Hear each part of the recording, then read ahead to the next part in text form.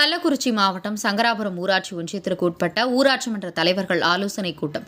தலைவர்களின் பதவிக்காலம் 5 ஆண்டுகள் என்பதால் 2021ஆம் ஆண்டு தேர்ந்தெடுக்கப்பட்ட தலைவர்களுக்கான பதவிக்காலம் மேலும் 2 ஆண்டுகள் நீடிக்க தமிழக அரசுக்கு கோரிக்கை.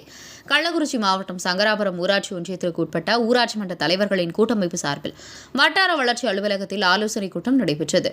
இந்த கூட்டத்தில் எதிர்வரும் டிசம்பர் மாதம் ஊராட்சி மன்ற தலைவர்களின் பதவிக்காலம் முடிவடையும் என்று கூறப்படும் நிலையில் 2021ஆம் ஆண்டு உள்ளாட்சி தேர்தல் நடைபெற்ற 9 புதிய மாவட்டங்களுக்கு பதவிக்காலம் 5 ஆண்டுகள் இதுவரை நிறைவடையவில்லை என்பதால் புதியதாக தேர்ந்தெடுக்கப்பட்ட 9 ஊராட்சி மன்ற தலைவர்களின் பதவிக்காலத்தை மேலும் 2 ஆண்டுகள் நீடித்திட வேண்டுமென தமிழ்நாடு அரசுக்கு தலைவர்களின் கூட்டமைப்பு சார்பில் கோரிக்கை விடுத்தனர். உங்கள் பகுதியில் உடனுக்குடன் முக்கிய செய்திகள் உங்கள் விரல் நுனியில் காண எங்கள் தவசி நியூஸ் 24 சேனலை காண தவறாதீர்கள். உங்கள் சங்கராபுரம் செய்தியாளர் AR சௌஹத் உங்கள் தவசி ரமேஷ்.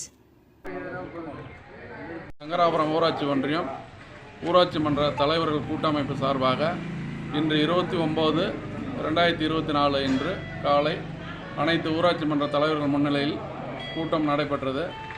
வருகின்ற டிசம்பர் மாதத்தில் முடிய உள்ள 27 ஊராட்சி மன்ற மாவட்டங்களுக்கு முடிய உள்ள தலைவர்கள் பதவி காலத்தோடு கள்ளக்குறிச்சி மாவட்டம் உள்பட 9 மாவட்டம் புதிதாக இணைக்கப்பட்ட மாவட்டத்திற்கும் செய்தித்தாள் வழியாக தேர்தல் வரும் என பல்வேறு செய்தித்தாள்களில் வந்து கொண்டிருக்குது. இது தொடர்பாக சங்கராபுரம் பிளாக்கில் உள்ள அனைத்து ஊராட்சி மன்ற தலைவர்கள் கூட்டமைப்பு சார்பாக இன்று ஆலோசனை நடத்தினோம்.